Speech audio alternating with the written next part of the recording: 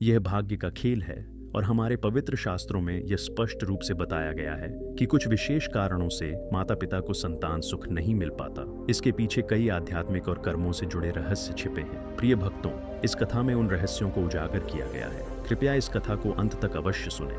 बहुत समय पहले की बात है। स्वर्गलोक में देवताओं की प्रिय कुतिया शर्मा अपने छोटे छोटे बच्चों के साथ रहती थी। शर्मा बहुत ही बुद्धिमान और संवेदनशील थी। वह हमेशा स्वर्गलोक और पृथ्वीलोक के बीच घटित होने वाली घटनाओं को जानने और समझने का प्रयास करती रहती थी।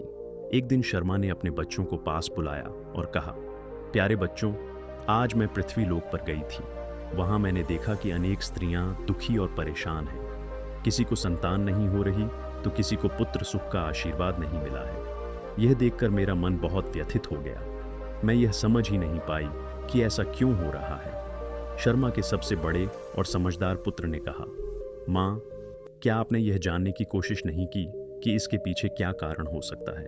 हो सकता है कोई गहरा रहस्य या कोई दिव्य उपाय हो जो इन समस्याओं का समाधान कर सके। शर्मा ने उसकी बात को गंभीरता से लिया और कहा, हाँ, मैंने स्वर्ग के तपस्वी अर्शियां से इस विषय में पूछा। उन्होंने बताया कि इसके पीछे स्त्रियों और उनके परिवारों के कर्मों का प्रभाव है। कई बार स्त्रियां जीवन में ऐसी त्रुटियां कर देती हैं जिनके कारण उन्हें मातृत्व सुख नहीं मिल पाता। यह सुनकर शर्मा के अन्य बच्चे भी उत्सुक हो उठे। उनमें से एक ने पूछा, माँ, क्या अर्शिया ने कोई उपाय भी बताया है? शर्मा ने कहा, हाँ, उन्होंने एक दिव्य कथा सुनाई जिसमें कारण और समाधान दोनों बताए गए। यह कथा सुनने मात्र से ही मन को शांति मिलती है और समाधान भी प्राप्त होता है। बच्चों ने कहा, माँ, कृपया हमें भी वह कथा सुनाइए। हम यह जानना चाहते हैं कि किन स्त्रियों को संतान सुख नहीं मिलता और क्या उपाय करने से उन्हें पुत्र प्राप्त हो सकता है। शर्मा ने मुस्कुराते हुए कहा, ठीक है मेरे प्यारे बच्चों, यह कथा केवल तुम्हारे लिए नहीं बल्कि संपूर्ण पृथ्वी लोक के लिए एक वरदान है। इसे ध्यानपूर्वक सुनो। जो भी इसे समझकर अपने जीवन में अपनाए उसे अवश्य लाभ मिलेगा। यह कहकर शर्मा ने कथा सुनानी आरंभ की। भक्तों, शर्मा के बच्चे एक जगह बैठकर अपनी माँ के मुख से दिव्य कथा सुनने लगे। बहुत समय पहले की बात है। एक छोटे से गांव में एक धनी व्यापारी, जिसे लोग बनारसी लाल के नाम से जानते थे, अपने परिवार के साथ रहता था। बनारसी लाल अपनी पत्नी सुमित्रा से बहुत प्रेम करता था और उनके बिना एक पल भी नहीं रह पाता था। उसका सारा समय अपने परिवार की खुशियों और व्यापार को सफल बनाने में बीतता था। बनारसी लाल के दो बेटे थे, राजेश और कर्ण। राजेश की शादी सरिता नाम की एक सुशील और परिश्रमी युवती से हुई थी।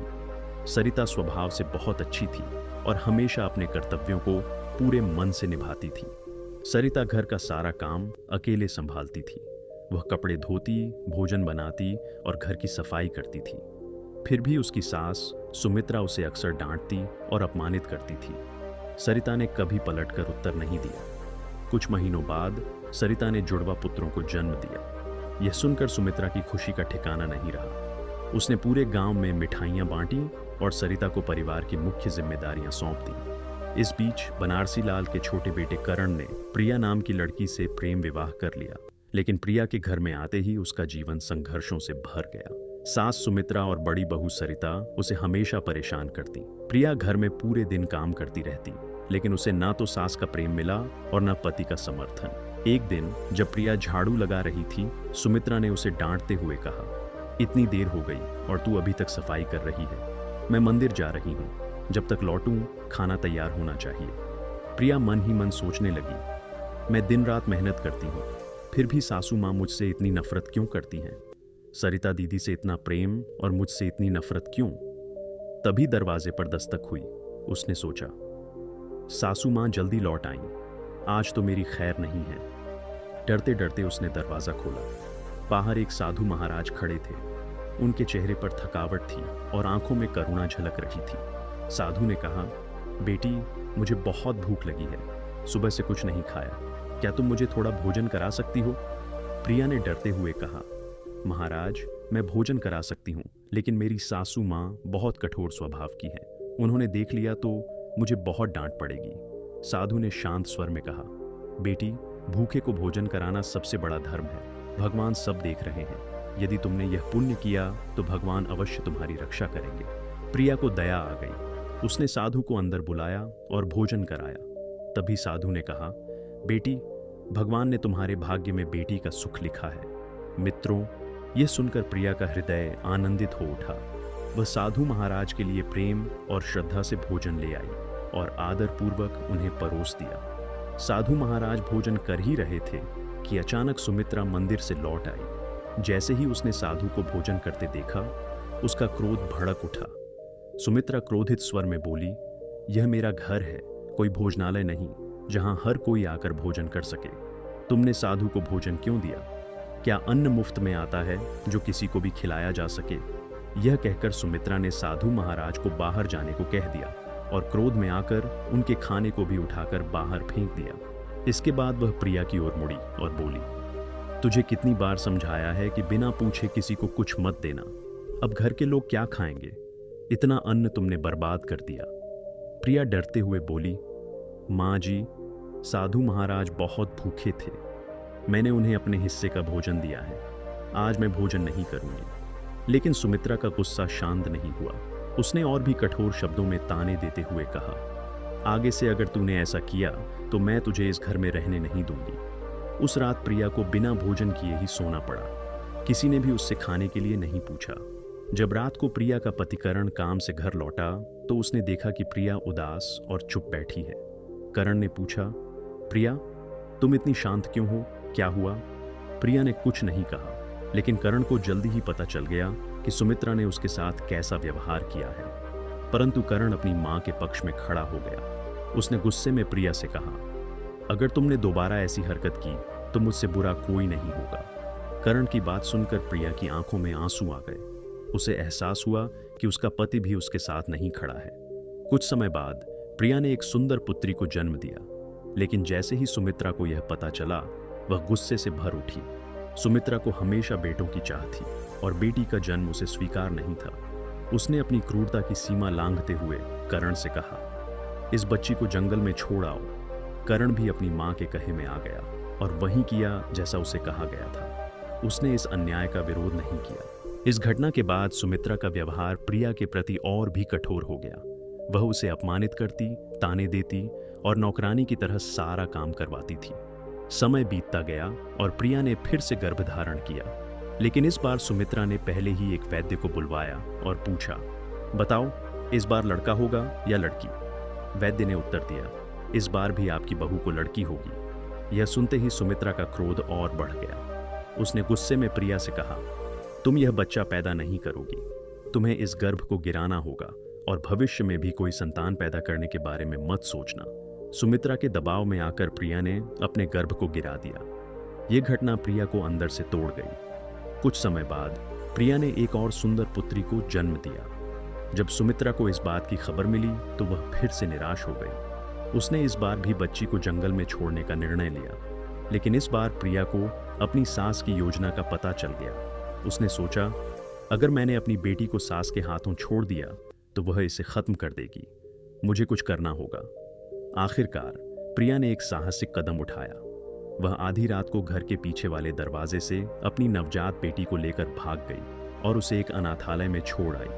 कुछ समय बाद प्रिया फिर से गर्भवती हुई। उसने सोचा कि इस बार उसकी सास के सामने कोई समस्या नहीं होगी, लेकिन जब वह वैद्य के पास गई तो वैद्य ने बताया, इस बार भी तुम्हें पुत्री होने वाली है। यह सुनकर प्रिया का दिल बैठ गया। वह सोचने लगी, हे भगवान, मेरे साथ यह कैसी लीला कर रहे हो? मेरी बच्ची का क्या होगा? क्या मेरी सास उसे भी खत्म करने की कोशिश करेगी? प्रिया ने यह सारी बातें अपनी जेठानी को बताईं। दोनों एक दूसरे का दर्द समझ रही थी, लेकिन दुर्भाग्यवश उनकी बातचीत सुमित्रा ने सुन ली। सुमित्रा ने प्रिया को बुलाया और गुस्से में कहा, तो तुम्हें फिर से लड़की होने वाली है। तुम्हारी बेटियां इस घर पर बोझ हैं। अब इस घर में तुम्हारे लिए कोई जगह नहीं है। तुम यहाँ से चली जाओ। मैं अपने बेटे के लिए कोई दूसरी बहू ढूंढ लूंगी। यह कहकर सुमित्रा ने प्रिया को घर से बाहर निकाल दिया। प्रिया दरवाजे के पास बैठकर रोती रही, लेकिन सास ने दरवाजा नहीं खोला। आखिर में प्रिया ने अपनी माँ के पास जाने का निर्णय लिया। वह अपनी माँ के पास पहुंची और सारी बातें रोते हुए बताई। उसकी माँ ये सब सुनकर बहुत दुखी हुई। इधर जब करण घर लौटा तो सुमित्रा ने उसे भड़का दिया। उसने कहा, बेटा, वह घर छोड़कर चली गई है। अब कभी इस घर में वापस नहीं आएगी। तुम उसे भूल जाओ और एक अच्छी लड़की देखकर दूसरी शादी कर लो। उधर जब प्रिया अपने मायके पहुंची तो उसकी बचपन की सहेली जया को इस बात का पता चला। जया तुरंत उससे मिलने आई। जया और प्रिया बचपन से गहरे दोस्त थे। जया ने प्रिया को मायके में उदास और रोते हुए देखा। उसने पूछा, बहन, तुम इतनी उदास क्यों हो? तुम्हारी माँ बता रही थी कि तुम जब से यहाँ आई हो सिर्फ रोए जा रही हो। आखिर क्या हुआ? मुझे बताओ तो सही। प्रिया ने अपने आंसू पोंछते हुए जया को अपनी सारी अपबीती सुनाई। जया ने उसका दर्द महसूस किया और उसे ढांढस बंधाया। फिर जया ने प्रिया को एक कहानी सुनाई। बहन, यह बात 7 साल पुरानी है। हमारे गांव के पास एक छोटा सा गांव था जहां सुरेश नाम का एक ईमानदार आदमी रहता था। वह गरीब था लेकिन मेहनत से अपना जीवन चलाता था। वह हर दिन खेतों में खड़ी मेहनत करता और जो कुछ कमा पाता उससे अपनी पत्नी सुजाता की ज़रूरतें पूरी करता था। सुजाता बहुत सुंदर थी। उसकी सुंदरता की चर्चा पूरे गांव में थी, लेकिन वह स्वभाव से बड़ी ही कठोर और दुष्ट थी। उसे अपने पति सुरेश से कोई लगाव नहीं था। जया आगे बताने लगी, शादी के बाद सुजाता को जल्दी ही एहसास हो गया कि सुरेश उसे वह आराम और ऐशो आराम नहीं दे सकता जिसकी उसे चाह थी। वह हमेशा सुरेश को ताने मारती और कहती, तुम जैसे आदमी के साथ मेरा जीवन बर्बाद हो गया है। सुरेश हर बार उसकी बात को नज़रअंदाज कर देता, यह सोचकर कि समय के साथ सुजाता उसका प्यार समझेगी। लेकिन सुजाता के लिए सुरेश का प्यार बोझ बन चुका था। सुरेश का जीवन सादा था। वह दिन रात मेहनत करता, लेकिन उसकी कमाई केवल रोज की रोटी और कपड़े तक ही सीमित थी। वह अपनी सीमाओं में खुश था, लेकिन सुजाता के लिए यह सब कम था। एक दिन सुजाता ने सुरेश से कहा, तुम्हारी मेहनत और सच्चाई से मेरा पेट नहीं भरता। मुझे वह सब चाहिए जो तुम मुझे कभी नहीं दे सकते। तुम्हारे साथ रहकर मेरा तो जीवन बर्बाद हो गया है। सुरेश यह सुनकर भी शांत रहा। उसने सोचा कि समय के साथ सुजाता का मन बदल जाएगा और वह उसकी भावनाओं को समझेगी, लेकिन ऐसा नहीं हुआ। सुजाता का असंतोष बढ़ता ही गया। जया ने जब यह कहानी सुनाई तो प्रिया ने उत्सुकता से पूछा, जया बहन, फिर आगे क्या हुआ? सुजाता और सुरेश का जीवन कैसे बदला? जया ने कहा, सुनो बहन, उसके गांव में हर साल एक बड़ा मेला लगता था। एक दिन जब सुजाता मेला देखने गई तो उसकी भेंट विक्रम नाम के एक बलशाली और धनी व्यापारी से हुई। विक्रम प्रभावशाली व्यक्तित्व का था। ऊंचा कद, चौड़ा सीना और तेजस्वी रूप। उसे देखकर सुजाता का मन मोहित हो गया। विक्रम ने उसकी सुंदरता की प्रशंसा करते हुए कहा, तुम्हारी जैसी सुंदरता का इस साधारण जीवन में क्या काम है? तुम्हें तो रानियों जैसा जीवन मिलना चाहिए। विक्रम की बातें सुनकर सुजाता के मन में छिपी इच्छाएं जाग उठीं। उसने खुद को विक्रम के आकर्षण की ओर खींचते हुए पाया। थोड़े समय बाद सुजाता की नजर गांव के ही एक और योद्धा अर्जुन पर पड़ी। अर्जुन एक शक्तिशाली और आकर्षक युवक था। उसकी तलवारबाजी पूरे गांव में प्रसिद्ध थी। सुजाता अर्जुन की ओर भी आकर्षित होने लगी और हर दिन उसे देखने और मिलने के बहाने खोजने लगी। एक दिन सुजाता ने अर्जुन से कहा, तुम्हारी शक्ति मुझे तुम्हारी ओर खींचती है। काश मेरी जिंदगी में भी ऐसा ही जोश और रोमांच होता। अर्जुन, जो पहले से ही सुजाता की सुंदरता का प्रशंसक था, उसके प्रभाव में आ गया। दोनों के बीच एक नई मित्रता बन गई। अब सुजाता, विक्रम और अर्जुन दोनों के साथ समय यह नया जीवन बहुत आकर्षक लगने लगा था। उसकी इच्छाएं दिन ब दिन बढ़ती जा रही थीं। सुजाता के इस व्यवहार ने सुरेश के जीवन को दुखों से भर दिया। वह हर दिन उसे ताने मारती और कहती, तुम्हारी औकात क्या है? तुम्हारे जैसे गरीब आदमी के साथ मैं क्यों रहूं? सुरेश ने उसे बार बार समझाने की कोशिश की, लेकिन उसके लिए सुरेश का प्रेम और सहारा कोई मायने नहीं रखता था। गांव वाले भी अब सुरेश का उपहास उड़ाने लगे थे। वे कहते, मित्र, तुम्हारी पत्नी तो अब पूरे गांव की रानी बन गई है। हर कोई उसका प्रशंसक है। सुरेश ये सब सहता रहा। उसका दिल टूट चुका था, लेकिन उसने सुजाता को छोड़ने का विचार नहीं किया। सुजाता के लिए धन और ऐशो आराम की लालसा बढ़ती गई। वह हर किसी से कुछ पाने की चाहत रखने लगी, किसी से प्रेम, किसी से धन और किसी से सम्मान। एक रात जब सुजाता देर से घर लौटी तो उसने देखा कि सुरेश चुपचाप बैठा हुआ है। उसके चेहरे पर अजीब सा सन्नाटा था। सुरेश ने पूछा, तुम इतनी देर कहाँ थी? सुजाता ने तंज कसते हुए जवाब दिया, तुम्हें इससे क्या मतलब? मैं जहाँ चाहूँ वहाँ जाऊँ। तुम्हें कुछ कहने का अधिकार नहीं है। सुरेश चुपचाप अपने कमरे में चला गया। एक दिन अचानक सुजाता गांव से गायब हो गई। गांव में उसकी चर्चा होने लगी। किसी ने कहा कि वह किसी धनी व्यक्ति के साथ भाग गई। 3 दिन बाद एक व्यापारी ने सुरेश को बताया, मैं दूसरे गांव में अपने गेहूं बेचने गया था। वहां मैंने तुम्हारी पत्नी सुजाता को एक मंदिर में देखा। वह किसी प्रभावशाली व्यक्ति के साथ शादी कर रही थी। यह सुनकर सुरेश पूरी तरह टूट गया। वह अपने घर लौटा और खुद को कमरे में बंद कर लिया। गहरे दुख में उसने अपने प्राण त्याग दिए। सुजाता उस अमीर व्यापारी बलवंत के साथ भाग गई थी। बलवंत उसकी सुंदरता पर मोहित था। उसने सुजाता को विवाह का प्रस्ताव दिया, जिसे सुजाता ने धन और ऐशो आराम की चाह में स्वीकार कर लिया। बलवंत ने सुजाता को सुख सुविधाओं से भरपूर जीवन दिया, लेकिन उनके विवाह के 12 वर्ष बाद भी उन्हें संतान प्राप्ति का सुख नहीं मिला। बलवंत हमेशा चिंतित रहता, अगर हमारे यहाँ संतान नहीं हुई तो मेरी संपत्ति और व्यापार कौन संभालेगा।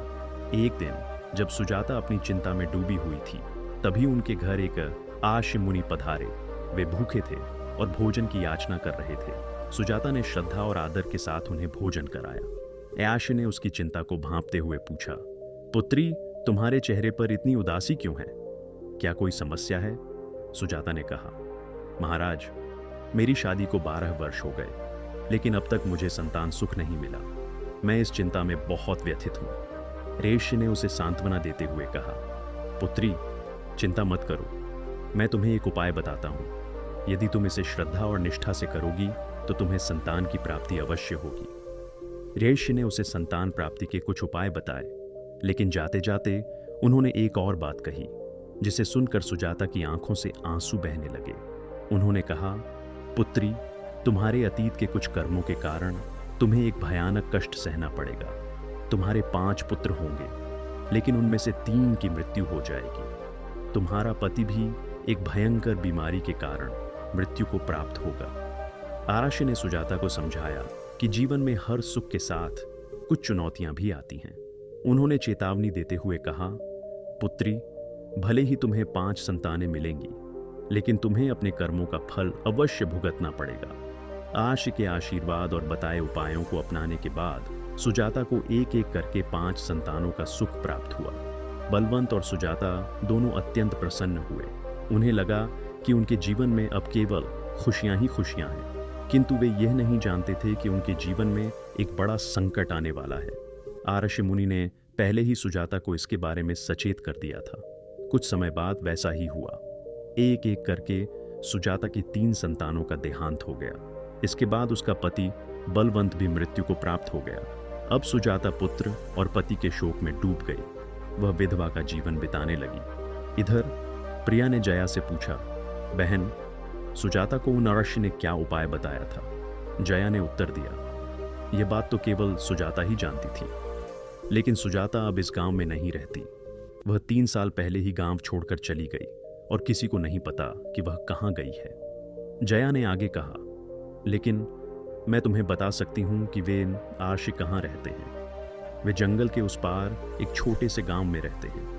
अगर तुम उनसे मिलना चाहती हो तो तुम्हें जंगल पार करके उनके पास जाना होगा। प्रिया ने दृढ़ निश्चय किया कि वह स्वयं आर्ष से मिलने जाएगी। अगले दिन प्रिया अकेली जंगल की ओर चल पड़ी। उसके साथ उसका पालतू कुत्ता भी था। जंगल घना और डरावना था, लेकिन प्रिया के दिल में अपने लक्ष्य को पाने की प्रबल इच्छा थी। रास्ते में कई बाधाएं आईं, लेकिन उसका कुत्ता उसके साथ था और उसे सुरक्षा का एहसास दिला रहा था। इधर जब प्रिया के पति करण को पता चला कि वह अकेली जंगल की ओर चली गई है, तो उसका मन भय और चिंता से भर गया। इस चिंता के कारण करण को गहरा झटका लगा। उसकी तबीयत बिगड़ गई और धीरे धीरे उसे लकवा मार गया। उसका मुंह टेढ़ा हो गया और वह जमीन पर गिर पड़ा। करण की मां सुमित्रा ये सब देखकर घबरा गई। उन्होंने तुरंत वैद्य को बुलाया। सुमित्रा ने दिन रात अपने बेटे की सेवा की, लेकिन करण की हालत में सुधार नहीं हुआ। यह उसके कर्मों की सजा थी। इधर प्रिया घने जंगल में आगे बढ़ती रही। भूख और प्यास से कमजोर होते हुए भी उसके कदम नहीं रुके। अचानक बारिश होने लगी।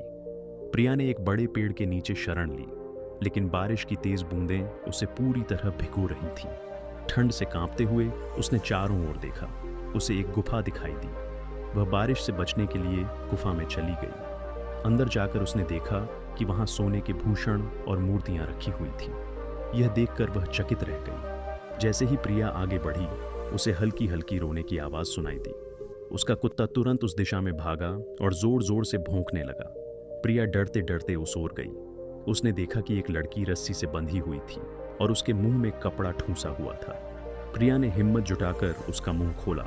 लड़की ने कांपती आवाज में कहा, मैं पास के गांव के राजा की बेटी हूं। कुछ लुटेरों ने मुझे अगवा कर लिया और यहाँ बांध दिया।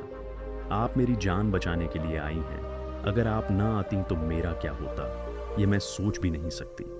राजा की बेटी ने प्रिया का धन्यवाद किया और कहा, अब हमें यहाँ से आगे बढ़ना चाहिए।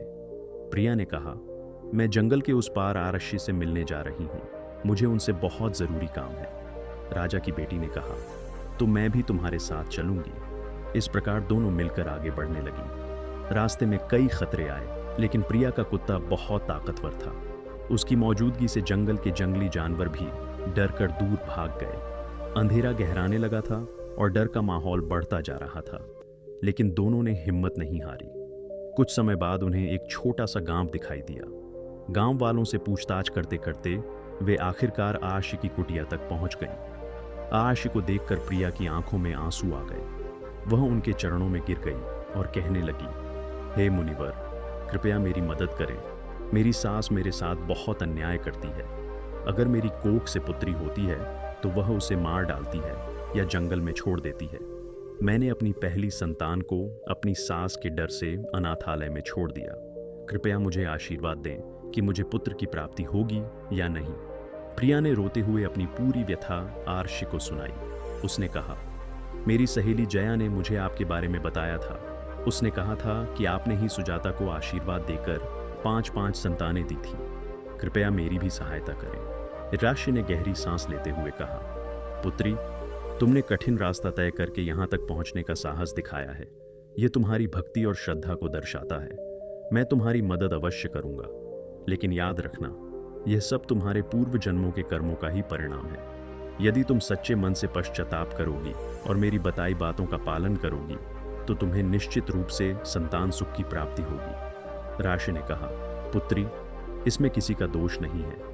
यह सृष्टि का नियम है कि हर व्यक्ति अपने कर्मों के अनुसार फल पाता है। हमने अपने अतीत में जैसा किया है वैसा ही हमें मिलता है और मिलता रहेगा। पुत्री, भगवान श्री राम के पिता अयोध्या के राजा दशरथ के जीवन की एक घटना तुम्हारे प्रश्न का उत्तर है।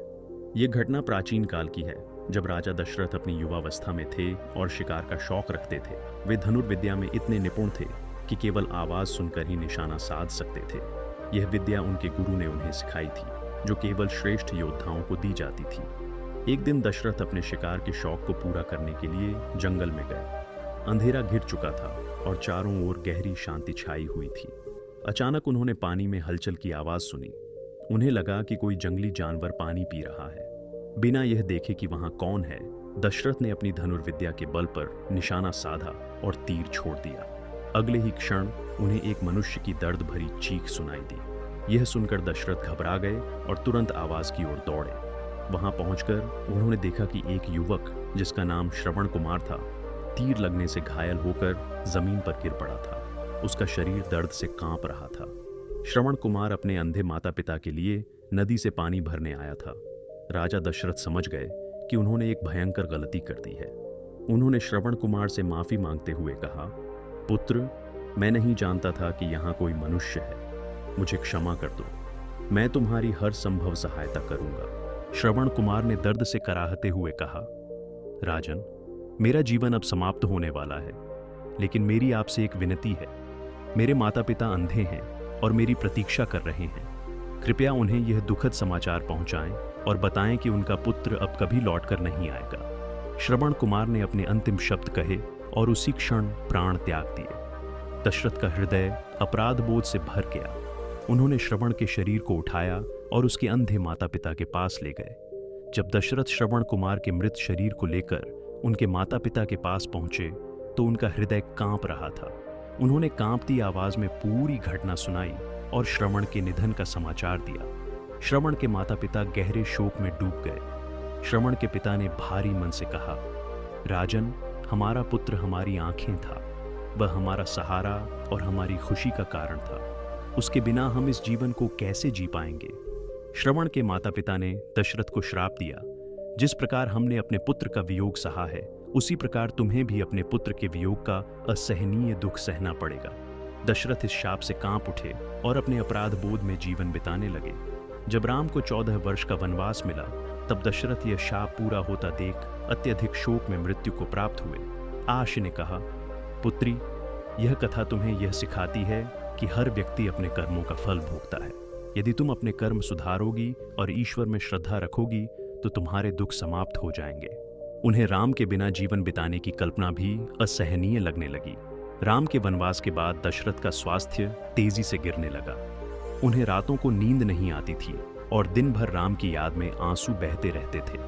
आश ने कहा, पुत्री, दशरथ के मन में श्रवण कुमार के माता पिता द्वारा दिया गया श्राप बार बार याद आता था। उन्हें यह समझ में आया कि उनके पुराने कर्म अब उनके जीवन में लौट कर आए हैं। जैसे उन्होंने अनजाने में श्रवण कुमार की मृत्यु का कारण बनकर उसके माता पिता को पुत्र वियोग का दुख दिया था, वैसे ही अब राम के वियोग में वे तड़प रहे हैं। दशरथ का दुख दिनों दिन बढ़ता गया। अंततः राम के वियोग का असहनीय दर्द उनके लिए जानलेवा साबित हुआ। उन्होंने राम की याद करते करते अपने प्राण त्याग दिए। आर्षि ने आगे कहा, कहते हैं कि हमारे कर्म चाहे अनजाने में किए गए हों, हमें किसी न किसी रूप में भोगने ही पड़ते हैं। दशरथ ने अपने जीवन में जो गलतियां की थीं, उनका फल उन्हें भुगतना पड़ा। आर्षि ने प्रिया से कहा, पुत्री, ये संसार कर्म का चक्र है।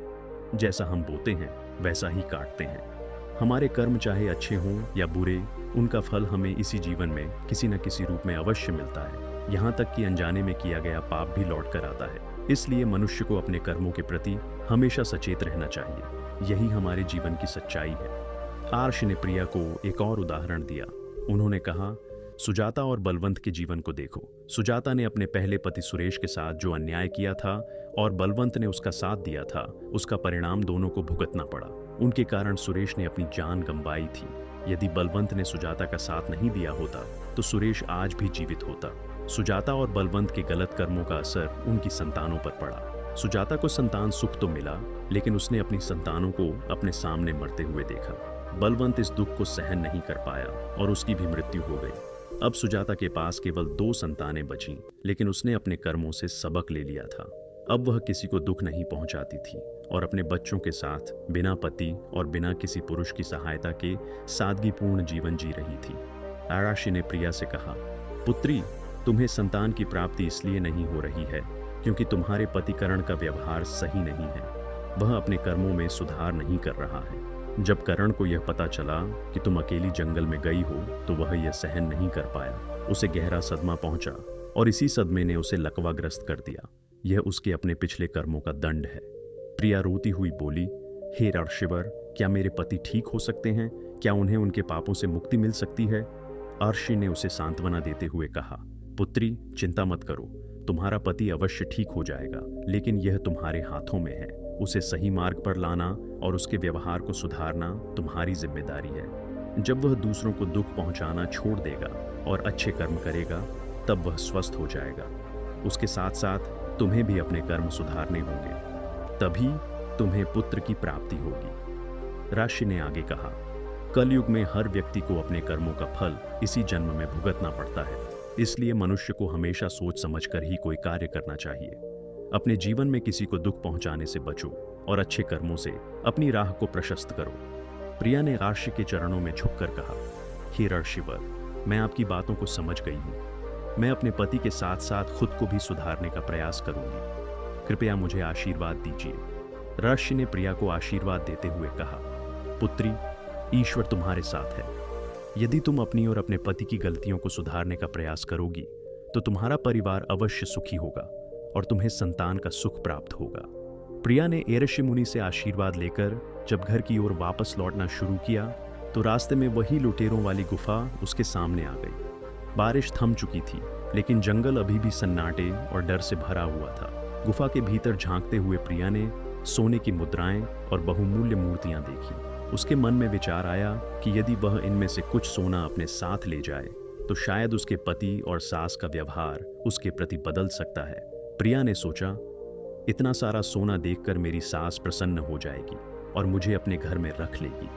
शायद वह मुझे अपमानित करना भी बंद कर दे। उसने थोड़ी सी मुद्राएं अपनी चुनरी में बांध ली और तेज कदमों से घर की ओर चल दी। घर पहुंचने पर प्रिया ने सीधे अपनी सास सुमित्रा के पास जाकर सोने के सिक्के उनके हाथों में रख दी। सुमित्रा ने सोना देखा और उसकी आंखें लालच से चमक उठी। सुमित्रा ने कहा, इतना सारा सोना तुम कहां से लाई हो? प्रिया ने गुफा के बारे में विस्तार से सारी बातें बताईं।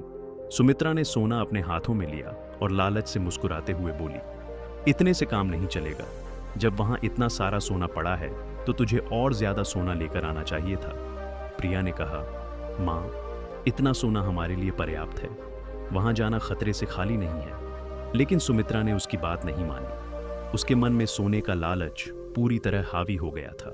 सुमित्रा ने कहा, तुम कुछ नहीं जानती, मैं वहां जाऊंगी और ढेर सारा सोना लेकर आऊंगी। हमारी 7 पुश्तें बैठकर खाएंगी, फिर भी खत्म नहीं होगा। प्रिया ने बहुत समझाने की कोशिश की। माँ, वहां लुटेरे आते हैं, मैं किसी तरह जान बचाकर वहां से लौटी हूं, कृपया वहां मत जाइए। लेकिन सुमित्रा ने उसकी बातों को अनसुना कर दिया। उसने सोने का लालच छोड़ने से इनकार कर दिया और अकेली ही गुफा की ओर निकल गई। गुफा के पास पहुंचकर उसने सोने की चमकती मुद्राएं और मूर्तियां देखीं। वह खुशी से उछल पड़ी और जल्दी जल्दी झोले में सोना भरने लगी। इसी दौरान लुटेरे गुफा में लौट आए। उन्होंने देखा कि एक औरत सोना भर रही है। लुटेरे क्रोधित हो गए। उन्होंने उसे पकड़ लिया और बिना कुछ सोचे समझे उसे मार डाला। जब सुमित्रा घर वापस नहीं लौटी तो परिवार वाले चिंतित हो उठे। जल्द ही गांव के कुछ लोगों ने खबर दी कि पास के जंगल में एक महिला का शव पड़ा है। सेठ बनारसी लाल और प्रिया तुरंत वहां पहुंचे। उन्होंने देखा कि शव सुमित्रा का ही था। यह देखकर सेठ गहरे सदमे में डूब गया। प्रिया ने रोते हुए कहा, माँ, मैंने आपको बहुत समझाया था कि वहां मत जाइए, लेकिन सोने के लालच ने आपको खींच लिया। आपका लालच ही आपकी मृत्यु का कारण बन गया। सेठ को भी अपनी गलती का एहसास हुआ। उसने अपनी पत्नी के हर गलत काम में उसका साथ दिया था। उसने कभी उसे समझाने की कोशिश नहीं की थी। यही उसका सबसे बड़ा पाप था। सुमित्रा की मृत्यु के बाद सेठ अकेला पड़ गया। वह अपनी पत्नी के बिना नहीं रह पा रहा था। उसे इस बात का गहरा पछतावा था कि उसने सुमित्रा को उसके लालच और बुरे स्वभाव से रोकने का प्रयास नहीं किया। अब उसे अपने शेष जीवन में अकेलेपन और दुखों का सामना करना पड़ा। इस घटना से यह सीख मिलती है कि लालच मनुष्य का सबसे बड़ा शत्रु है। जो व्यक्ति किसी के गलत काम में उसका साथ देता है, वह भी उतना ही पाप का भागी होता है जितना गलत करने वाला। इसीलिए हमेशा धर्म और सत्य के मार्ग पर चलो और दूसरों को भी सही राह दिखाओ। कुतिया ने कहा, हे बच्चों, इस कथा में छिपा संदेश समस्त संसार के लिए है। जो भी इसे सुनेगा और समझेगा, उसका जीवन सुख और शांति से भर जाएगा। अब मैं तुम्हें बताती हूँ कि किस स्त्री के भाग्य में पुत्र की प्राप्ति नहीं होती है। जो स्त्रियां या उनके पति धर्म के मार्ग से भटक जाते हैं, अनैतिक कार्य करते हैं या दूसरों को दुख पहुंचाते हैं, उनके भाग्य में संतान सुख नहीं होता। यदि कोई व्यक्ति छल कपट या पाप करता है तो उसका जीवन अभावों से भरा रहता है। अच्छे कर्म करने से ही जीवन में सुख और संतान सुख प्राप्त होता है। पत्नियों को पतिव्रता धर्म निभाना चाहिए। जो स्त्रियां अपने पति का सम्मान नहीं करती, सिंदूर और मंगलसूत्र नहीं पहनती, वे समय से पहले विधवा हो जाती हैं। जो स्त्रियां प्रातः स्नान, पूजा पाठ और घर के कार्यों में लापरवाही करती हैं, वे जीवन में दुखी रहती हैं। देवी लक्ष्मी का आशीर्वाद प्राप्त करने के लिए स्त्रियों को हमेशा धर्म और मर्यादा का पालन करना चाहिए। प्रिया के पति करण, जो गलत कर्मों के कारण लकवाग्रस्त हो गए थे, अब अपने कर्मों को सुधार चुके हैं। उन्होंने दूसरों को दुख देना बंद कर दिया और अपने जीवन को धर्म के मार्ग पर लाने का संकल्प लिया। प्रिया ने भी अपने परिवार को संभालने और अपने पति को सही मार्ग पर लाने में पूरा सहयोग दिया। करण पूरी तरह से ठीक हो गया और उसने अपने जीवन को एक नई दिशा दी। कुछ समय बाद प्रिया को पुत्र रत्न की प्राप्ति हुई। पुत्र जन्म के बाद प्रिया ने अपने घर में एक बड़ा भोज रखा। उसने सभी संत, महात्माओं और ब्राह्मणों को आमंत्रित किया। भोजन के बाद सभी ने प्रिया और करण को आशीर्वाद दिया और उनके सुखी जीवन की कामना की। कुतिया ने कहा, हे बच्चों, यह कथा जीवन के सत्य और कर्म की गहराई को समझने के लिए थी।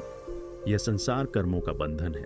यदि हम अच्छे कर्म करेंगे तो हमें अच्छा फल मिलेगा। मनुष्य को हमेशा धर्म और सत्य के मार्ग पर चलना चाहिए।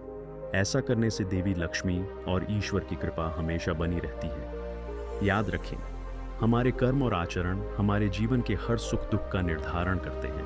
अच्छे विचार और कर्म ही जीवन में खुशियां और संतान सुख लाते हैं। पुराने समय की बात है, टीकमगढ़ राज्य के राजा को एक पुत्र रत्न की प्राप्ति हुई, जिसका नाम सिद्धार्थ रखा गया।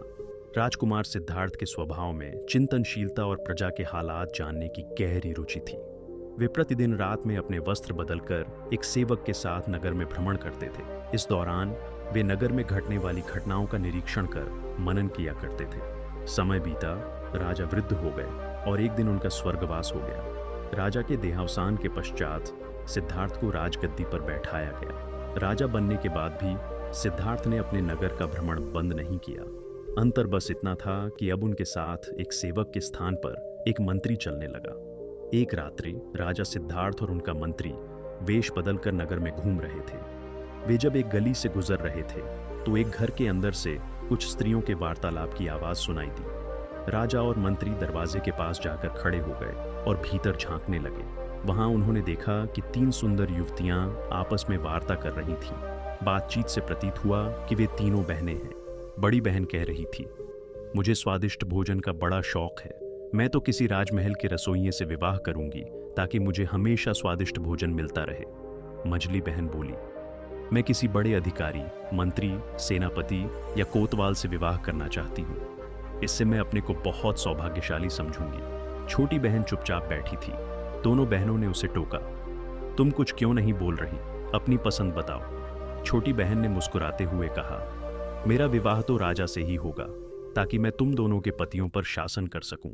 मैं चाहती हूं कि मेरे गर्भ से ऐसा पुत्र उत्पन्न हो जो हंसे तो फूल झड़े, रोए तो उसकी आंखों से मोती टपके, जिसके एक ओर के बाल सोने जैसे हों और दूसरी ओर के चांदी जैसे। यही मेरा स्वप्न है। यह सुनकर बहन और छोटा भाई उदास हो गए और उसे रोकने की कोशिश करने लगे, लेकिन बड़े राजकुमार ने किसी की नहीं सुनी। वह तुरंत घोड़ा दौड़ाकर उत्तर दिशा की ओर निकल पड़ा और लगातार 20 दिन तक यात्रा करता चला गया। तभी उसने देखा कि एक साधारण सी झोपड़ी के बाहर एक वृद्ध तपस्वी ध्यान मग्न बैठे थे। उनके बाल बर्फ की तरह सफेद थे। दाढ़ी, मूंछें और सिर के बाल इतने बढ़ गए थे कि उनका पूरा शरीर ढक गया था। हाथों और पैरों के नाखून भी बहुत बड़े हो गए थे। वे एक चटाई में लिपटे हुए थे और उनके ऊपर उनके लंबे बाल लटक रहे थे।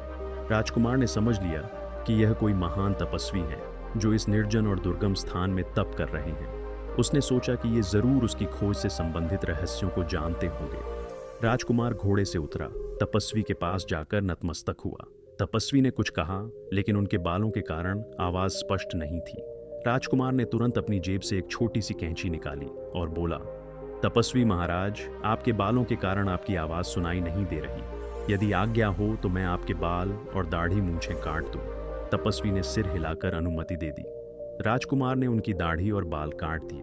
अब तो तपस्वी का चेहरा बिल्कुल नया सा लगने लगा। राजकुमार मुस्कुराकर बोला, महाराज, अगर मेरे पास दर्पण होता तो आपको दिखाता कि आप कितने युवा लग रहे हैं। यह सुनकर तपस्वी हल्का सा मुस्कुराए और बोले, वत्स, मैं तुम्हारी सेवा से प्रसन्न हूँ। बताओ, इतनी दूर किस उद्देश्य से आए हो? मैं तुम्हारी क्या सहायता कर सकता हूँ? राजकुमार ने कहा, महाराज, मैं बहुत दूर से एक अद्भुत गाने वाली बुलबुल, एक अनोखा वृक्ष और सुनहरे पानी की तलाश में आया हूँ। कृपया मुझे बताइए कि ये वस्तुएं कहाँ मिलेंगी। तपस्वी यह सुनकर गंभीर हो गए और मौन साध लिया। राजकुमार ने निवेदन किया, महाराज, कृपया चुप न रहें। यदि नहीं जानते तो मना कर दीजिए, लेकिन कुछ तो कहिए। तब तपस्वी ने भारी मन से कहा, वत्स, मैं जानता हूं कि ये वस्तुएं कहाँ मिलेंगी, लेकिन मैं तुम्हें बताकर तुम्हारी जान को खतरे में नहीं डाल सकता। वह मार्ग अत्यंत कठिन है।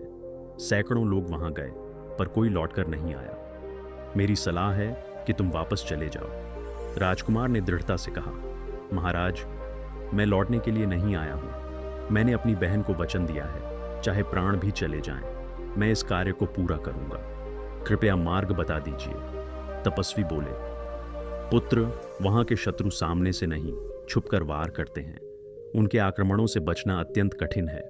राजकुमार ने आत्मविश्वास से कहा, महाराज, मैं छुपे हुए शत्रुओं से भी लड़ना जानता हूं। आप बस रास्ता बता दीजिए। तपस्वी ने लंबी सांस ली, झोले से एक जादुई गेंद निकाली और बोले, वत्स, मुझे तुम्हारी चिंता है, पर तुम्हारी जिद देख रहा हूं। अब सुनो, इस गेंद को गिरा दो। ये जहां जहां लुढ़केगी तुम उसके पीछे पीछे चलते जाना। यह एक पहाड़ की तलहटी पर जाकर रुकेगी। वहां घोड़े को बांधकर ऊपर चढ़ना शुरू करना। उन्होंने आगे कहा, रास्ते में काले पत्थरों पर ध्यान मत देना। पीछे से अजीब आवाजें आएंगी, कोई गालियां देगा, कोई धमकाएगा। लेकिन अगर तुमने एक बार भी डरकर पीछे देखा तो तुम और तुम्हारा घोड़ा काले पत्थर बन जाओगे। वहां पड़े सभी पत्थर वही हैं जो इस मार्ग पर गए थे और पीछे देखने के कारण पत्थर बन गए। यदि तुम सुरक्षित चोटी तक पहुंच गए तो एक पेड़ पर लटका पिंजरा मिलेगा, उसमें गाने वाली चिड़िया बंद होगी, उससे डरना मत। वही तुम्हें गाने वाले वृक्ष और सुनहरे पानी का मार्ग बताएगी। इन वस्तुओं को पाने के बाद तुम्हारी राह में कोई बाधा नहीं आएगी। तपस्वी ने अंत में कहा, पुत्र, मैंने सब बता दिया, लेकिन मेरा मन कहता है कि तुम वहां तक नहीं पहुंच पाओगे। लौट जाओ, इससे पहले कि तुम भी पत्थर बन जाओ। राजकुमार ने तपस्वी के वचनों का आदर किया, पर वह अपने निर्णय पर अडिग रहा। तपस्वी ने गेंद लुढ़काई और वह पहाड़ी की तलहटी में जाकर रुकी। राजकुमार ने घोड़े को बांध दिया और पहाड़ पर चढ़ने लगा। कुछ दूर जाने पर उसे बड़े बड़े काले पत्थर दिखाई दिए। वह आगे बढ़ा ही था कि पीछे से आवाजें आने लगीं। कौन है यह मूर्ख जो आगे बढ़ रहा है? इसे पकड़ लो। आवाजें डराने और रोकने की कोशिश कर रही थीं। यह कितना बड़ा दुष्ट है, इसे पकड़कर मार डालो, किसी ने चीखते हुए कहा। कोई चिल्लाया, इसे घेर लो, जरूर यह उस चिड़िया को चुराने आया है। राजकुमार ने उन आवाजों की उपेक्षा की और तेजी से आगे बढ़ने लगा। लेकिन जितना वह आगे बढ़ता गया उतनी ही आवाजें तेज होती गईं। उसके कानों के पर्दे फटने लगे, दिमाग सुन्न हो गया। तपस्वी द्वारा दी गई चेतावनी उसके दिमाग से निकल गई और वह एक क्षण के लिए डरकर पीछे मुड़कर देखने लगा। जैसे ही उसने पीछे देखा, वह और उसका घोड़ा दोनों काले पत्थर के रूप में बदल गए। इधर अपनी बहन ने वह खंजर निकाला जिसे राजकुमार देकर गया था। उसने कहा था कि यदि मेरी मृत्यु हो गई तो इस खंजर से खून टपकने लगेगा। राजकुमारी रोज उस खंजर को देखती थी, लेकिन उस दिन जैसे ही उसने खंजर देखा, खून टपकने लगा। यह देखकर वह जोर जोर से रोने लगी, सिर पटक पटक कर कहने लगी, हाय भैया, मेरी नादानी की वजह से तुम्हारी जान चली गई। न जाने किस मनहूस घड़ी में वह कमबख्त बुढ़िया मेरे पास आई थी। वह ना आती तो मैं इस झांझट में ना पड़ती। मैंने उसके साथ अच्छा व्यवहार किया, लेकिन उसने मुझे लालच में डाल दिया। हे भगवान, तू मेरे भैया को जिंदा लौटा दे, चाहे मेरी मौत ही क्यों ना हो जाए। भैया ना रहे तो मुझे चिड़िया, पेड़ और पानी से क्या लेना देना। मुझे कुछ नहीं चाहिए, सिर्फ मेरा भाई चाहिए। लड़की को रोता देख उसका दूसरा भाई भी रोने लगा और बोला, बहन, अब रोने धोने से कुछ नहीं होगा। मैं पता लगाऊंगा कि भैया किस कारण से मरे। यदि किसी शत्रु ने उन्हें मारा है तो मैं उसे जिंदा नहीं छोड़ूंगा। बहन ने अपने भाई को बहुत समझाया और रोकने का प्रयास किया, मगर वह भी नहीं रुका। बहन बोली, मैंने एक भाई को खो दिया है, दूसरे को मौत के मुंह में नहीं जाने दूंगी। बड़े भैया तुमसे कम बहादुर नहीं थे, लेकिन फिर भी वह मुसीबत में फंस गए। उन्होंने मुझे खंजर दिया था ताकि उनकी कुशलता का हाल जान सकूं, लेकिन तुम्हारा हाल मुझे कैसे पता चलेगा? दूसरे राजकुमार ने अपनी बहन को एक मोतियों की माला दी और कहा, देखो बहन, इस माला के सारे मोती अलग अलग हैं। जिस दिन ये मोती एक दूसरे से चिपक जाएंगे, समझ लेना कि मैं भी अब इस दुनिया में नहीं हूं। यह कहकर वह भी घोड़े पर सवार होकर निकल पड़ा। 20 दिन की यात्रा के बाद वह उसी तपस्वी के पास पहुंचा। तपस्वी को प्रणाम करके उसने पूछा, महाराज, क्या आप मुझे बता सकते हैं कि बोलने वाली चिड़िया, गाने वाला पेड़ और सुनहरा पानी कहाँ मिलेगा? तपस्वी ने कहा, बेटा, वह राह बहुत खतरनाक है, तुम घर लौट जाओ। जितने लोग वहां गए, कोई लौटकर नहीं आया। कुछ दिन पहले भी एक नौजवान आया था, देखने में तुम्हारे जैसा ही था। मैंने उसे भी बहुत समझाया, लेकिन वह नहीं माना और लौटकर नहीं आया। राजकुमार ने जवाब दिया, वह मेरा बड़ा भाई था। मुझे यह पता है कि अब वह जीवित नहीं है, लेकिन यह नहीं जानता कि वह कैसे मरा, किसी प्राकृतिक कारण से या किसी दुश्मन ने मारा। तपस्वी ने कहा, वत्स, मेरी चेतावनी के बावजूद भी कई लोग वहां गए और काले पत्थर बन गए। तुम्हारे भाई के साथ भी यही हुआ है। तुम लौट जाओ, वरना तुम भी पत्थर बन जाओगे। लड़के ने कहा, महाराज, अब मैं पीछे लौटने के बारे में नहीं सोच सकता, आप मुझे मार्ग बताइए। तपस्वी ने एक गेंद निकाली और कहा, यदि तुम जिद पर अड़े हो तो जाओ, इस गेंद के पीछे पीछे चलते जाओ, यह तुम्हें मंजिल तक पहुंचा देगी। गेंद लुढ़कने लगी और राजकुमार उसके पीछे पीछे चलने लगा। वह पहाड़ की तलहटी में जाकर रुकी। राजकुमार ने घोड़े को वहीं छोड़ा और पहाड़ी पर चढ़ने लगा। जैसे ही कुछ कदम आगे बढ़ा, पीछे से आवाजें आने लगी, अबे बदमाश, तू कहाँ जा रहा है? रुक जा कमबख्त, मैं तुझे सजा दूंगा। गालियां सुनकर राजकुमार को क्रोध आ गया। उसने तलवार खींच ली और पलट कर देखा कि उन आवाजों को रोक सके। लेकिन जैसे ही उसने पीछे देखा, वह और उसका घोड़ा काले पत्थर में बदल गए। उधर राजकुमारी ने माला को देखा, जिसके मोती अब एक दूसरे से चिपक गए थे। वह जोर जोर से चीख पड़ी। उसे समझ आ गया कि उसका दूसरा भाई भी अब इस दुनिया में नहीं है। वह रोते रोते बेहोश हो गई। जब होश आया तो उसने निश्चय किया, मेरे ही कारण मेरे दोनों भाई मौत के मुंह में चले गए। अब मैं जीकर क्या करूंगी। वह लड़की भी सभी विद्याओं में निपुण थी। शस्त्र चलाना, घुड़सवारी, तलवारबाजी, तीरंदाजी उसे अच्छी तरह आते थे। उसने घोड़े पर सवार होकर भाइयों की खोज शुरू की। 20 दिन बाद वह तपस्वी के पास पहुंची। लड़की ने प्रणाम करके कहा, हे तपस्वी महाराज, मुझे बोलने वाली चिड़िया, गाने वाला पेड़ और सुनहरा पानी चाहिए। बताइए, यह कहाँ मिलेगा? तपस्वी ने कहा, बेटी, तुम एक लड़की हो, अपनी इच्छाओं पर संयम रखो और लौट जाओ। वह राह बहुत कठिन है। लड़की ने कहा, मैं अब लौट नहीं सकती।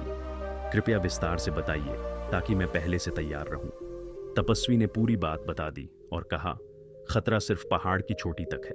वहां पहुंचते ही चिड़िया तुम्हें सब बताएगी। पीछे मुड़कर मत देखना, वरना तुम भी पत्थर बन जाओगी। लड़की ने कानों में रुई डाल ली, गेंद के पीछे पीछे चल पड़ी। वह पहाड़ी के तल तक पहुंची, घोड़ा छोड़ा और चढ़ाई शुरू की। पीछे से भयानक आवाजें आईं, लेकिन उसे सुनाई नहीं दी। वह लगातार आगे बढ़ती गई और आखिरकार चोटी तक पहुंच गई। वहां उसने एक सुंदर चिड़िया को पिंजरे में गाते हुए देखा। चिड़िया गरज कर बोली, खबरदार, मेरे पास मत आना। लड़की हंसने लगी, दौड़कर पिंजरा उठा लिया और बोली, अब से मैं तुम्हारी मालकिन हूं। लड़की ने अब अपने कानों से रुई निकाल ली थी। चिड़िया बोली, तुम ठीक कह रही हो, अब मैं सदैव तुम्हारे पास रहूंगी। मैं हमेशा पिंजरे में बंद रहती हूँ और संसार की कोई भी बात ऐसी नहीं है जो मुझे मालूम ना हो। तुम्हारा हाल भी मैं इतना जानती हूँ जितना तुम भी नहीं जानती। मेरे कारण तुम्हें बहुत लाभ मिलेगा। अब तुम मेरी मालकिन हो और मैं तुम्हारी सेवा करूंगी। इस समय तुम मुझसे बताओ कि मुझसे क्या चाहती हो। चिड़िया की बातें सुनकर लड़की बहुत प्रसन्न हुई। उसने कहा, मुझे अपने भाइयों के पत्थर बनने का बड़ा दुख है। खैर, यह बातें मैं तुमसे बाद में करूंगी। पहले मुझे यह बताओ कि मुझे गाने वाला पेड़ और सुनहरा पानी कहाँ मिलेगा। चिड़िया ने जो रास्ता बताया, राजकुमारी उसी रास्ते पर चलकर उस स्थान पर पहुंची। वहां एक सुनहरे पानी का कुंड था। लड़की ने एक चांदी की सराय में उस पानी को भर लिया। फिर उसने चिड़िया से गाने वाले पेड़ के बारे में पूछा। चिड़िया ने कहा, तुम्हारे पीछे जो बड़ा सा जंगल है, उसी में वह गाने वाला पेड़ मिलेगा। वहां पहुंचकर तुम्हें खुद पता चल जाएगा कि वह पेड़ कौन सा है, क्योंकि उस पेड़ से संगीत की मधुर ध्वनि निकलती होगी। राजकुमारी ने कहा, यह तो ठीक है, लेकिन मैं उस पेड़ को उखाड़ कर कैसे लाऊंगी? चिड़िया बोली, पेड़ को उखाड़ने की जरूरत नहीं है। तुम सिर्फ उस पेड़ की एक टहनी तोड़कर ले आना। जब तुम अपनी टिका में उस टहनी को लगाओगी तो कुछ ही समय में वह टहनी पूरे वृक्ष के रूप में बदल जाएगी। चिड़िया के बताए अनुसार राजकुमारी उस जंगल में पहुंची और वहां से गाने वाले पेड़ की एक टहनी तोड़कर अपने पास रख ली। अब राजकुमारी को तीनों चीजें प्राप्त हो चुकी थीं, लेकिन उसे अपने भाइयों की चिंता सबसे अधिक सता रही थी। उसने चिड़िया से पूछा, चिड़िया रानी, मेरे दोनों भाई रास्ते में काले पत्थर बने पड़े हैं। क्या मैं उन्हें फिर से जीवित कर सकती हूँ? मैं यह भी नहीं जानती कि उन काले पत्थरों में मेरे भाई कौन से हैं। चिड़िया ने कहा, तुम इस सराय में जो सुनहरा जल लेकर आई हो, एक एक बूंद उन शिलाखंडों पर डालते जाना। तुम्हारे भाई और उनके घोड़े फिर से जीवित हो जाएंगे। चिड़िया की बातें सुनकर राजकुमारी प्रसन्न हो गई। उसने पिंजरा, सराय और टहनी लेकर पहाड़ से उतरना शुरू किया। जहां जहां उसे काले पत्थर दिखाई दिए, उसने उन पर सुनहरे जल की बूंदें छिड़क दी, जिससे जितने लोग पत्थर बने थे, घोड़ों सहित सभी अपने असली रूप में आ गए। उन्हीं पत्थरों के बीच उसके दोनों भाई भी पड़े थे। भाइयों को जीवित देखकर राजकुमारी एकदम उनसे लिपट कर रोने लगी और कहने लगी, भाइयों, मुझे चिड़िया, पानी और पेड़ की टहनी मिल गई है। इन्हीं से तुम फिर से जीवित हो पाए हो। मैंने यहाँ पड़े जितने भी काले पत्थर थे, सबको जीवित कर दिया है।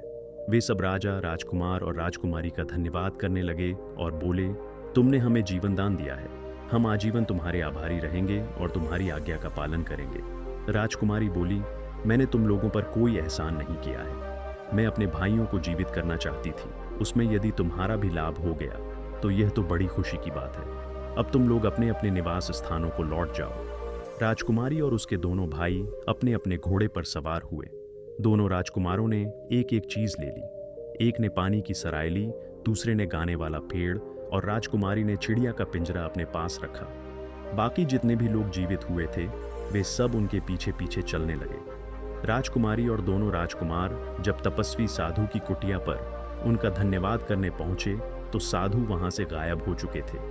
वह तपस्वी इतने ही काम के लिए मुद्दतों से वहां बैठे थे। उनकी सहायता से ही आज राजकुमारी को तीनों चीजें प्राप्त हुई थीं। राजकुमारी अपने भाइयों के साथ अपने घर लौटी। उसने बगीचे के उस हिस्से में बोलने वाली चिड़िया का पिंजरा लटका दिया। चिड़िया ने जैसे ही बोलना शुरू किया, आसपास के हजारों पक्षी इकट्ठा हो गए और चिड़िया के साथ सुर मिलाने लगे। राजकुमारी ने थोड़ी दूर पर गाने वाले पेड़ की टहनी लगा दी। कुछ ही दिनों में वह विशाल पेड़ बन गया। हवा चलने पर उसके पत्तों की रगड़ से संगीत की ध्वनि फूटने लगी। राजकुमारी ने संगमरमर के पत्थरों से एक कुंड बनवाया जिसमें वह सुनहरा पानी डाल दिया। कुछ ही देर में पानी से वह कुंड भर गया और उसमें से एक फव्वारा उठ खड़ा हुआ। कुछ ही समय में उस बगीचे की चर्चा पूरे शहर में होने लगी। लोग उसे देखने के लिए दूर दूर से आने लगे। धीरे धीरे पूरे नगर में राजकुमारी और उसके भाइयों का सम्मान बढ़ता गया। एक दिन दोनों राजकुमार शिकार खेलने गए। उसी जंगल में वहां का राजा भी शिकार खेलने आया था। अचानक दोनों राजकुमार राजा के सामने आ गए। उन्होंने राजा को प्रणाम किया।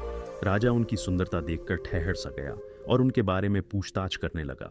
राजकुमारों ने हाथ जोड़कर कहा, हम आपके भूतपूर्व सिपाही के पुत्र हैं। हमारे पिता अब इस दुनिया में नहीं हैं। हम अपनी बहन के साथ उसी महल में रहते हैं जो हमारे पिता ने आपकी अनुमति लेकर बनवाया था। राजा ने कहा, यह तो ठीक है, लेकिन लगता है तुम शिकार खेल रहे थे। क्या तुम्हें मालूम नहीं कि यह शाही शिकारगाह है और यहाँ शिकार खेलना मना है? दोनों राजकुमारों ने क्षमा मांगी और कहा, महाराज, हम अनजाने में यह भूल कर बैठे। हमारे पिता की मृत्यु के बाद हम अनाथ से हो गए हैं, इसलिए हमसे यह भूल हो गई। राजा ने मुस्कुराकर कहा, तुम्हें शिकार खेलना आता भी है या नहीं? दोनों ने कहा, महाराज, हमें शिकार खेलना अच्छी तरह आता है, आप हमें अवसर दें। राजा ने अनुमति दी। थोड़ी ही देर में दोनों ने एक शेर और एक रीछ का शिकार करके राजा के सामने रख दिया। उनकी वीरता देखकर राजा प्रसन्न हुआ और उन्हें अपने महल में आमंत्रित किया। राजकुमारी ने कहा, यह तो तुम्हारे लिए सौभाग्य की बात है, लेकिन रुको, राजा, योगी, अग्नि, जल, इनकी उल्टी रीत होती है। इनसे बचकर चलो और थोड़ी पालो प्रीत। पहले मैं उस बोलने वाली चिड़िया से पूछ लूं कि राजा का निमंत्रण हमें स्वीकार करना चाहिए या नहीं। फिर राजकुमारी तुरंत चिड़िया का पिंजरा लेकर अपने कमरे में गई और बोली, चिड़िया रानी, तुम्हें तो सारी बातें पता होती हैं। मुझसे कोई बात छुपी नहीं रहती और तुम्हारी सलाह हमेशा सही होती है। मुझे तुमसे एक सलाह लेनी है।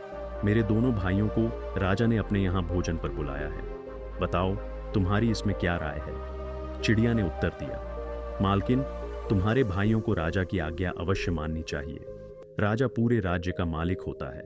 उनका मेहमान बनने में इन दोनों को कोई हानि नहीं होगी। वे शौक से जाएं। लेकिन दोनों राजकुमार राजा को अपने घर भोजन का निमंत्रण भी देकर जरूर आए। राजकुमारी ने फिर पूछा, हे चिड़िया, मुझे एक बात और बताओ। यदि राजा हमारे निमंत्रण पर हमारे घर आएगा तो मुझे राजा के सामने जाना चाहिए या नहीं? चिड़िया बोली, इसमें कोई हर्ज नहीं है। राजा अपनी प्रजा के लिए पिता के समान होता है। पिता के सामने जाने में किसी भी तरह की झिझक नहीं होनी चाहिए। चिड़िया से सलाह लेने के बाद राजकुमारी ने अपने भाइयों को राजा के निमंत्रण पर जाने का आदेश दिया। दोनों राजकुमार राजा के पास पहुंचे और बोले, महाराज, हमें आपका निमंत्रण स्वीकार है, लेकिन हम आपका निमंत्रण तभी स्वीकार करेंगे जब आप भी हमारे घर भोजन पर आएंगे। राजा ने उनकी बात स्वीकार कर ली और उन्हें महल में आमंत्रित किया। उसने दोनों राजकुमारों की बड़ी ही शानदार खातिरदारी की। उनके सत्कार को देखकर दरबारियों और सरदारों तक को ईर्ष्या होने लगी। सभी लोग हैरान थे कि राजा इन अनजान युवकों के प्रति इतना प्रेम क्यों दिखा रहा है।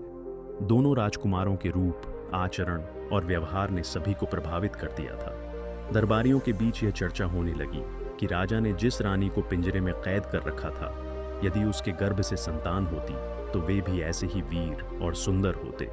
जब राजा महल में लौटा तो भोजन का समय हो गया। सेवकों ने सोने के बर्तनों में भोजन परोसा। राजा ने राजकुमारों को बैठने के लिए कहा। राजकुमार बड़े ही संस्कारी थे। राजा ने उनकी कई परीक्षाएं लीं, लेकिन वे हर परीक्षा में खरे उतरे। राजा सोचने लगा कि अगर ऐसे कुशाग्र बुद्धि और वीर पुत्र उसके होते तो कितना अच्छा होता। वह दोनों राजकुमारों की ओर और अधिक आकर्षित होता चला गया। भोजन के बाद राजा उन्हें मनोरंजन कक्ष में ले गया। वहां राजा ने गायन और वादन का आयोजन करवाया। काल के सर्वश्रेष्ठ गायक और वादक अपनी कला का प्रदर्शन करने लगे। नृत्यांगनाओं ने मनमोहक नृत्य किया और नाटककारों ने नाटक प्रस्तुत किए। यह कार्यक्रम घंटों चलता रहा। संध्या होते ही दोनों राजकुमारों ने राजा से घर लौटने की आज्ञा मांगी और कहा, महाराज, अब आप भी हमारे घर आने की कृपा करें। राजा ने उनका निमंत्रण स्वीकार कर लिया और बोला, मुझे तुम्हारे घर आकर प्रसन्नता होगी। मैं तुम्हारी बहन से जरूर मिलना चाहूंगा। राजकुमार घर लौट आए और अपनी बहन को बताया। राजा ने हमारा बहुत सत्कार किया और वादा किया है कि वह कल हमारे घर आएंगे। हमें उनके स्वागत के लिए उत्तम भोजन की व्यवस्था करनी होगी। राजकुमारी ने कहा, तुम चिंता मत करो, मैं चिड़िया से सलाह लेकर सारी व्यवस्था कर दूंगी। राजकुमारी ने चिड़िया को सारा हाल बताया और पूछा कि क्या तैयारी करनी चाहिए। चिड़िया ने कहा, मालकिन, यह तो बड़े सौभाग्य की बात है कि राजा तुम्हारे घर आ रहे हैं।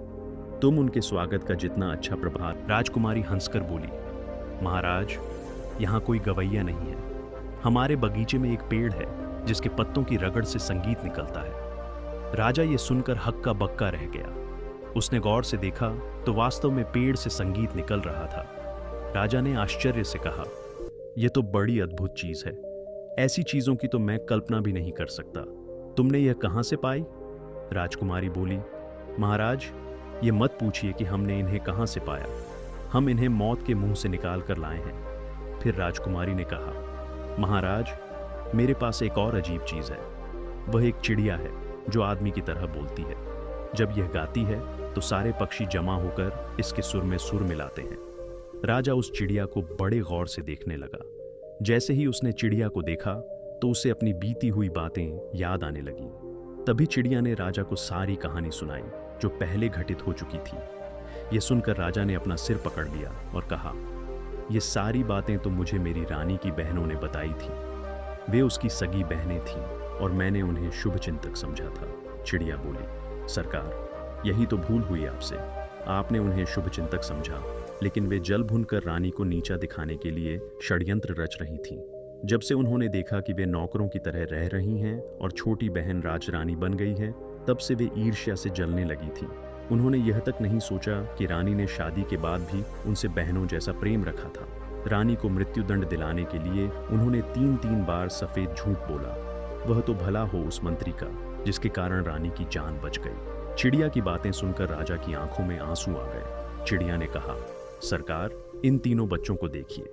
यही वे बच्चे हैं जिन्हें आपकी रानी ने जन्म दिया था। उनकी बहनों ने इनके जन्म पर मरे हुए जानवर रख दिए और इन्हें कंबल में लपेटकर टोकरी में डालकर नहर में फेंक दिया ताकि यह डूबकर मर जाएं और किसी को पता भी न चले। लेकिन भगवान ने इन्हें बचाया। दरबार के माली ने इन तीनों को नहर से निकाला। उसके कोई संतान नहीं थी, इसलिए उसने इन्हें पाल पोस कर बड़ा किया और इन्हें शिक्षा दिलाई। इनके लिए यह महल बनवाया। सरकार, ये तीनों आपकी रानी की ही संतानें हैं। राजा ने चिड़िया से कहा, तुझे मैं किस तरह धन्यवाद दूं? तूने दुश्मनों की दुष्टता और रानी की निर्दोषता को मेरे सामने स्पष्ट कर दिया। मेरे बच्चों को पहचानवाया। मैं हमेशा सोचता था कि इन लड़कों के प्रति मेरे मन में इतनी ममता क्यों उपजती है और मैं उनसे नाराज क्यों नहीं हो पाता।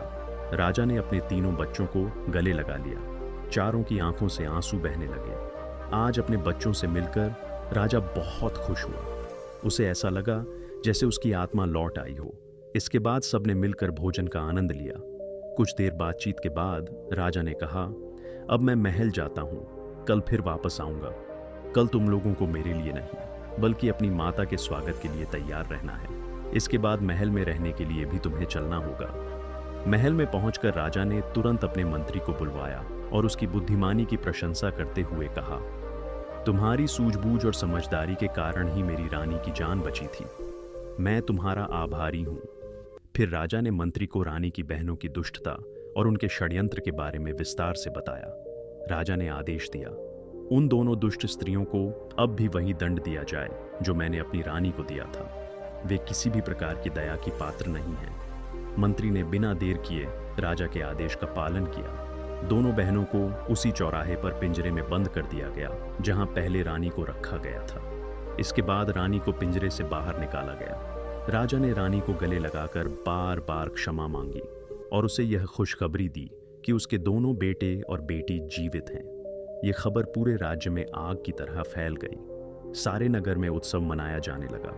हर ओर नाच गान और खुशियों का माहौल था। रानी अपने बच्चों के साथ महल में आ गई। तीनों बच्चे अपनी मां से लिपटकर देर तक रोते रहे। रानी अपने बच्चों को देखकर बहुत प्रसन्न हुई। यह दिन उसके लिए एक चमत्कार से कम नहीं था। परमात्मा ने उन्हें फिर से मिला दिया था। राजकुमारी ने अपनी मां को उस बोलने वाली चिड़िया से मिलाया और अपने सुंदर बाग में खड़े उस संगीत वाले पेड़ को दिखाया। चिड़िया ने राजा और रानी को संबोधित करते हुए कहा, हे राजन, जीवन में 3 महत्वपूर्ण बातें हैं जिन्हें हमेशा याद रखना चाहिए। ये बातें न केवल आपको और आपकी संतानों को संकटों से बचाएंगी, बल्कि धन और मान सम्मान की रक्षा भी करेंगी। पहली बात, बिना देखे सुनी सुनाई बातों पर कभी विश्वास नहीं करना चाहिए। किसी को सजा देने या निर्णय लेने से पहले हमेशा सत्य को अपनी आंखों से देखकर और कसौटी पर परखकर ही कदम उठाना चाहिए। कई बार बिना जांच पड़ताल के लिए गए फैसले निर्दोष को दोषी बना देते हैं और गुनहगार बच निकलते हैं। इसीलिए संयम और विवेक से निर्णय लें। जल्दबाजी और अंधविश्वास से हमेशा बचें। दूसरी बात, कितना भी घनिष्ठ मित्र हो, उस पर आंख बंद करके भरोसा न करें। अक्सर वही लोग धोखा देते हैं जिन पर हम सबसे ज्यादा विश्वास करते हैं। हमेशा लोगों को परखते रहें और समय समय पर उनकी परीक्षा लेते रहें। इससे धोखा खाने की संभावना कम हो जाती है। तीसरी बात, धोखा देने के 3 मुख्य कारण होते हैं: ईर्ष्या, लोभ और अपमान। हमेशा ईर्ष्यालु, लालची और कामुक लोगों से दूर रहिए। ऐसे लोग स्वार्थ और कपट से भरे होते हैं। साथ ही किसी का अपमान कभी मत करिए। अपमानित व्यक्ति कभी कभी बदला लेने के लिए बहुत खतरनाक षड्यंत्र रच देता है। यदि आप इन बातों का ध्यान रखेंगे तो आप और आपका परिवार हमेशा संकटों और धोखे से बचा रहेगा। साथ ही धन संपत्ति की हानि भी नहीं होगी। राजा और रानी ने चिड़िया की इन बातों को ध्यान से सुना और उसके मार्गदर्शन के लिए आभार व्यक्त किया। राजा का पूरा परिवार एक बार फिर खुशी से भर गया। महल में खुशियों का माहौल लौट आया। रानी की सारी कठिनाइयां समाप्त हो गईं। इस प्रकार कहानी का अंत सुखद और प्रेरणादायक हुआ। दोस्तों, यह कहानी हमें जीवन में धैर्य, विवेक और सच्चाई पर भरोसा रखने की शिक्षा देती है। अगर यह कहानी आपको अच्छी लगी हो तो हमें कमेंट सेक्शन में ज़रूर बताएं। मिलते हैं अगले वीडियो में एक और रोचक और शिक्षाप्रद चर्चा के साथ। आप सभी का बहुत बहुत धन्यवाद। जय श्री कृष्णा।